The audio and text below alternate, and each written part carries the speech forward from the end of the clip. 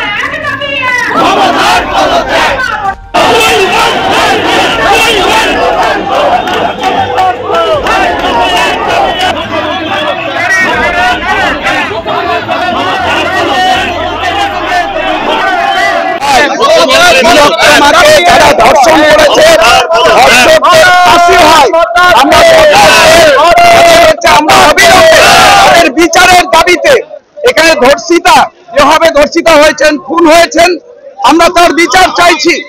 ধর্ষকদের বিরুদ্ধে যাতে কঠোরতম একটা শাস্তির ব্যবস্থা করা হয় তার দাবিতে আমরা এখানে মালদা উত্তর, আমাদের মালদা উত্তর এবং দক্ষিণ সাংগঠনিক জেলার পক্ষ থেকে আমরা সবাই এখানে উপস্থিত হয়েছে।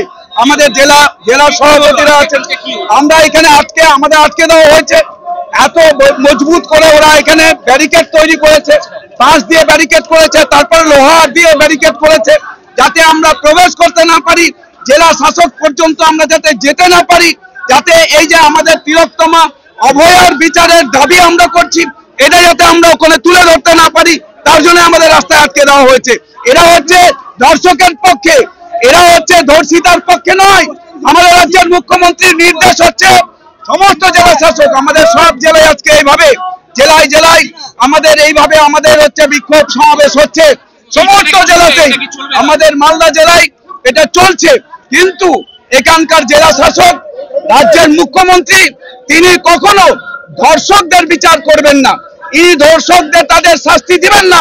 তাই আজকে এটাই করছেন। আমরা চাই ওই জন্য মুখ্যমন্ত্রীকে পদত্যাগ করতে। আমরা যতক্ষণ আমাদের এখানে নির্দেশ ছিল, আমাদের যে সিদ্ধান্ত ছিল যে আমরা 2 ঘন্টা ধরে আমরা মিছিল করব, অবস্থান করব, যতক্ষণ পর্যন্ত আমাদের 2 ঘন্টা না হচ্ছে আমরা এখানে থাকবো। দরকার হলে আমরা ভেতরে যাব, যদি আমাদের বাধা দেয় পুলিশ, আমরা দরকার হলে আমরা লড়াই করব। এরা পুলিশ হচ্ছে ধর্ষকের পক্ষে, পুলিশ হচ্ছে এরা ধর্ষকদের সাহায্য করে, ধিক্কার জানায় পুলিশকে। তাই আমরা এখানে অবস্থানে আমরা আছি।